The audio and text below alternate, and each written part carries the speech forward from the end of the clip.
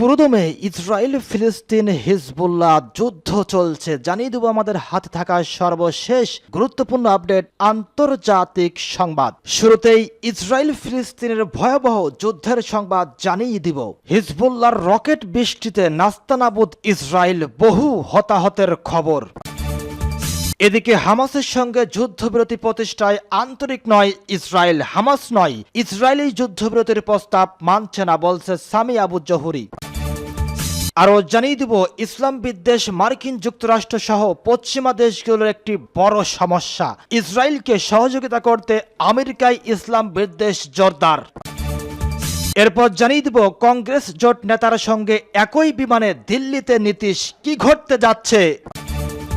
এবং সর্বশেষ জানিয়ে দিব, যে কারণে ধাক্কা খেলেন মোদি, হারালেন সংখ্যাগরিষ্ঠতা। ভারতে এবার কিংমেকার নীতিশ ও নাইডু।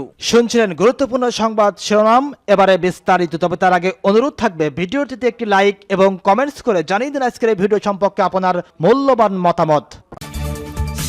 লেবানন বিরোধী যুদ্ধের বিষয়ে সিদ্ধান্ত নিচ্ছে ইসরায়েল। হিজবুল্লাহর রকেট বৃষ্টিতে নাস্তানাবুদ ইসরায়েল, বহু হতাহতের খবর। লেবাননের ইসলামী প্রতিরোধ আন্দোলন হিজবুল্লাহর রকেট বৃষ্টিতে ইহুদিবাদী ইসরায়েল অনেকটা নাস্তানাবুদ হয়ে পড়েছে। ইসরায়েলের উত্তরাঞ্চলে বসবাসকারী ইহুদিবাদী বসতি স্থাপনাকারী ও কর্মকর্তারা ব্যাপক অগ্নিকাণ্ডের আশঙ্কায় সতর্ক অবস্থায় রয়েছে। সোমবার হিজবুল্লাহর রকেট ও ড্রোন হামলায় দখলদার ইসরায়েলের লেবানন সীমান্তবর্তী এলাকায় ব্যাপকভাবে আগুন ধরে যায়। আগুন নেভানোর জন্য ইসরায়েলের সামরিক বাহিনী, পুলিশ, ফায়ার ফাইটার, উদ্ধারকারী দল এবং প্রকৃতি ও পাক সার্ভিস টিম সহ বিভিন্ন সংস্থার কর্মীদের দীর্ঘ প্রচেষ্টার পর আগুন নিয়ন্ত্রণে এসেছে। ইসরায়েলি গণমাধ্যম জানিয়েছে, গতকাল সকাল পর্যন্ত আগুনের তাণ্ডব অব্যাহত ছিল এবং ওই সমস্ত এলাকার হাজার হাজার মানুষ নিরাপদ স্থানে চলে গেছে, যাদের এই এলাকায় খুব শিগগিরই ফেরার সম্ভাবনা নেই। এই অবস্থায় ইসরায়েলের বর্বর বাহিনী লেবাননের বিরুদ্ধে আনুষ্ঠানিক যুদ্ধ শুরু করবে কিনা সেই সিদ্ধান্ত নেয়ার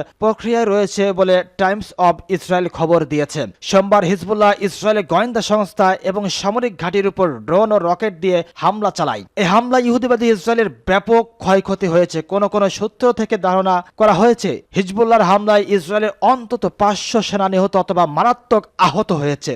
হামাসের সঙ্গে যুদ্ধবিরতি প্রতিষ্ঠায় আন্তরিক নয় ইসরায়েল। হামাস নয়, ইসরায়েলি যুদ্ধবিরতির প্রস্তাব মানছে না বলছে সামি আবু জহুরি। ইহুদিবাদী ইসরায়েল গাজা উপত্যকায় হামাসের সঙ্গে যুদ্ধবিরতি প্রতিষ্ঠার ব্যাপারে আন্তরিক নয় বলে মন্তব্য করেছেন হামাসের সিনিয়র নেতা সামি আবু জহুরি। তিনি বলেছেন, মার্কিন সরকারের ছত্রছায়ায় স্বেচ্ছাচারী আচরণ করছে তেল আবিব। তিনি মঙ্গলবার এক বক্তব্যে মার্কিন প্রেসিডেন্ট জো বাইডেনের পক্ষ থেকে উপস্থাপিত যুদ্ধবিরতির প্রস্তাব মেনে নিতে হামাসকে চাপাচাপি করার জন্য ওয়াশিংটন ও পাশ্চাত্যের তীব্র নিন্দা জানান। আবু জহুরি বলেছেন, যখন ইসরায়েল সরকার প্রস্তাবটি মেনে নিচ্ছে না, তখন হামাসকে চাপাচাপি করে জনমতকে বিভ্রান্ত করা হচ্ছে। তিনি বলেছেন, পাশ্চাত্যের আচরণ দেখে মনে হচ্ছে হামাস প্রস্তাবটি বাস্তবায়নে বাধা দিচ্ছে, অথচ বিষয়টি মোটেই তা নয়। বাইডেন গত শুক্রবার গাজা উপত্যকায় 3 ধাপে বাস্তবায়নযোগ্য একটি যুদ্ধবিরতি পরিকল্পনা তুলে ধরেছেন। পরিকল্পনাটি বাস্তবায়িত হলে ইহুদিবাদী কারাগারগুলোতে আটক ফিলিস্তিনি বন্দীদের মুক্তির বিনিময়ে গাজায় আটক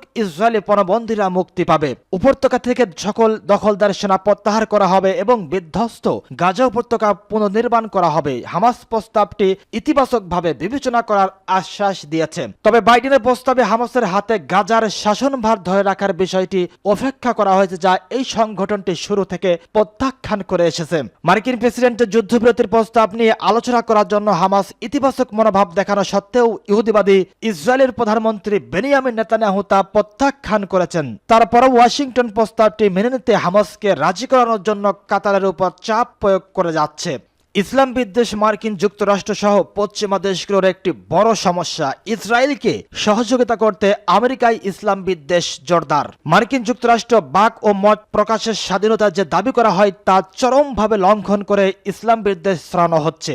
রাষ্ট্রীয় পৃষ্ঠপোষকতায় চলমান এ প্রক্রিয়ার কারণে মার্কিন সরকারের প্রতি দেশটির তরুণ সমাজ আস্থা হারিয়েছে। ফিলিস্তিনি শিক্ষার্থীকে এক অজ্ঞাত ব্যক্তি গুলি করে অঙ্গরাজ্যের বার্লিংটন শহরের কাছে ওই 3 ফিলিস্তিনি শিক্ষার্থীর গুলিবর্ষণের শিকার শিকার হন। হামলায় শিকার 20 বছর বয়সী ওই শিক্ষার্থীরা হলেন হিসাম আর তানি, কিন্নান, আব্দুল হামিদ ও তাহসিন আলী আহমদ। এর মধ্যে গুলিবর্ষণের ফলে হিসামের কোমর থেকে নিচের অংশ পক্ষাঘাতগ্রস্ত হয়ে যায়। ওই 3 শিক্ষার্থী ফিলিস্তিনের পরিচয় প্রকাশকারী কিফায়া পরিধান করেছিলেন এবং তারা আরবি ভাষাভাষী ছিলেন বলে তারা ইসলাম বিদ্বেষী হামলায় শিকার হয়েছেন বলে জল্পনা জোরদার হয়। ভারমন্টের মিডলবেরি কলেজ ওই গুলিবর্ষণের ঘটনাকে মার্কিন বিশ্ববিদ্যালয়গুলোতে ইসলাম বিদ্বেষী তৎপরতা উল্লেখযোগ্যভাবে বেড়ে যাওয়ার প্রমাণ বলে মন্তব্য করেন। হিসাম আর তানির মা এলিজাবেথ প্রাইস এক রেডিও সাক্ষাৎকারে বলেছেন তিনি অধিকৃত জর্দান নদীর পশ্চিম তীরে নিজের 3 সন্তানকে বড় করেছেন। পশ্চিম তীর হচ্ছে এমন একটি স্থান যেখানে ফিলিস্তিনিরা প্রতিনিয়ত ইসরায়েলি সেনাদের পাশাপাশি ইহুদিবাদী বসতি স্থাপনাকারীদের সহিংস হামলার শিকার হন। কিন্তু হিসাম তার শৈশব ও কৈশোরের পশ্চিম তীরে থাকা অবস্থায় ইহুদিবাদীদের হামলার শিকার হয়নি। এলিজাবেথ প্রাইস বলেন, এই অবস্থায় মার্কিন যুক্তরাষ্ট্রে এসে তার ছেলে হামলার শিকার হবে তা তিনি বিশ্বাসই করতে পারছেন না। তিনি আরো সুস্পষ্ট করে বলেছেন, মার্কিন যুক্তরাষ্ট্রেও যে ফিলিস্তিনি হওয়াটা অপরাধ ও তাদের নিরাপত্তার কোনো গ্যারান্টি নেই একথা তিনি ভাবতেই পারেননি। নিঃসন্দেহে ইসলাম বিদ্বেষ মার্কিন যুক্তরাষ্ট্র সহ পশ্চিমা দেশগুলোর একটি বড় সমস্যায় পরিণত হয়েছে। বেশিরভাগ ক্ষেত্রেই মুসলমানদেরকে জীবনকে মূল্যহীন বলে ভাবা হচ্ছে, আর সেই মুসলমান যদি ফিলিস্তিনি হয় তাহলে তাদের মূল্য তো একেবারেই তুচ্ছ। পশ্চিম এশিয়া অঞ্চলের আমেরিকার চাপিয়ে দেওয়া যুদ্ধগুলোতে প্রায় 10 লাখ মানুষ নিহত হয়েছে বলে গাজা উপত্যকায় চলমান ইসরায়েলি পাশবিকতায় নিহত 36,000 ফিলিস্তিনির কোনো মূল্য মার্কিন সরকারের কাছে নেই। মার্কিন যুক্তরাষ্ট্রে মুসলমান মাত্রই সহিংস হামলা শিকার হওয়ায় ঝুঁকিতে রয়েছে এবং তাদের নিরাপত্তা নাগরিক অধিকার নিশ্চিত করা হয়নি। আগেই আমরা বলেছি যে মুসলমান যদি আরব বা ফিলিস্তিনি হয় তাহলে তাদের ঝুঁকির মাত্রা থাকে অনেক বেশি। পক্ষান্তরে কিছু মার্কিন প্রতিষ্ঠান ইসলামের প্রতি সহমর্মিতাকে ইহুদি বিদ্বেষী বলে প্রচার করে আসছে। কংগ্রেস জোট নেতার সঙ্গে একই বিমানে দিল্লিতে নীতিশ, কি ঘটতে যাচ্ছে? ভারতের লোকসভা নির্বাচনের একক সংখ্যাগরিষ্ঠতা হারিয়েছে বিজেপি। সরকার গঠনের জোট শরিক দলগুলোর উপর নির্ভর করতে হবে নরেন্দ্র মোদীকে। বিশেষ করে তেলেঙ্গু দেশম পার্টির প্রধান চন্দ্রবাবু নাইডু ও বিহারের জনতা দল ইউনাইটেডের জেডিইউ কর্ণধার নীতিশ কুমারের উপর নির্ভর করছে অনেক সমীকরণ। বর্তমান পরিস্থিতিতে দল দুটি হয়ে উঠেছে ভারতের রাজনীতির কিং মেকার। এর মধ্যে গুঞ্জনে উঠেছে নীতিশ নাইডুকে দলে ফেরাতে যোগাযোগ শুরু করেছে কংগ্রেস নেতৃত্বাধীন ইন্ডিয়া জোট। এই 2 নেতাকে ভাগিয়ে নিয়ে সরকার গঠনের কূটকৌশল করছে বিরোধী শিবির। সেই প্রচারের মধ্যেই কংগ্রেস জোটভুক্ত রাষ্ট্র জনতা দলের আরজেডি নেতা তেজস্বী যাদবের সঙ্গে একই বিমানে দিল্লির পথে উড়াল দিলেন নীতিশ কুমার। তাতে গুঞ্জনের ডালপালা আরো বিস্তৃত হচ্ছে। ইন্ডিয়া জোটের সাবেক শরিক নীতিশ কুমার ও চন্দ্রবাবু নাইডুকে ফেরাতে পারলে দিল্লির মসনদে হতে পারে রদবদল। ভারতের নির্বাচন কমিশনের ওয়েবসাইটে প্রকাশিত ফল অনুযায়ী লোকসভায় মোট 543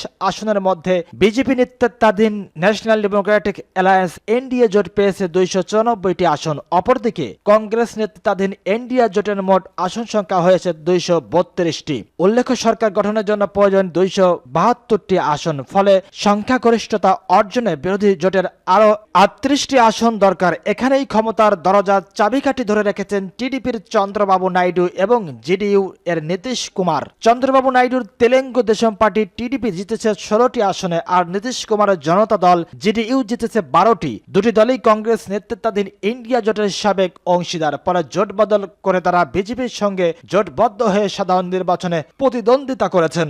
নরেন্দ্র মোদীর বিজেপির বিশ্বাস ছিল তারা গতবারের মতোই একক সংখ্যাগরিষ্ঠতা পাবে, কিন্তু নির্বাচনের ফলাফলে অনেকটাই চমক দেখা গেছে।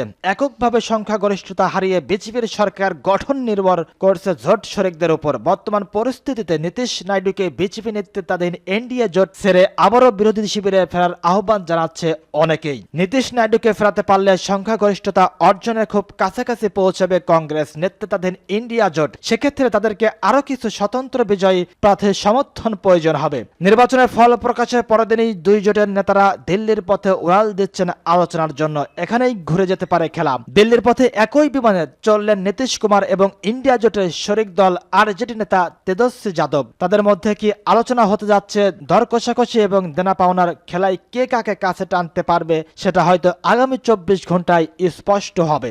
ভারতের এবার কিংমেকার নীতিশ ও নাইডু। নরেন্দ্র মোদীর নেতৃত্বাধীন ভারতীয় জনতা পার্টি কঠোর হিন্দুত্ববাদ আর তথাকথিত মোদী ম্যাজিক কাজে লাগিয়ে টানা এক দশক ভারতে একদলীয় শাসন চর্চা করে আসছে। তবে 18তম লোকসভা নির্বাচনের ফলে এবারের একক সংখ্যাগরিষ্ঠতা হারিয়েছে মোদীর দল। 2019 সালে বিজেপি একাই পেয়েছিল 303 আসন, এবার মোদীর জোট পেয়েছে 292টি আসন। ভারতীয় জনতা পার্টি এককভাবে পেয়েছে 240টি আসন, যেখানে সরকার গঠনে প্রয়োজন 272টি আসন। এই অবস্থায় সরকার গঠনে হাত নরেন্দ্র মোদীকে জোটের শরিকদের সঙ্গে হাত মেলাতে হবে। বিজেপির ভরসা চন্দ্রবাবু নাইডুর তেলেঙ্গু দেশম ও নীতিশ কুমারের জিডিইউ এর উপর।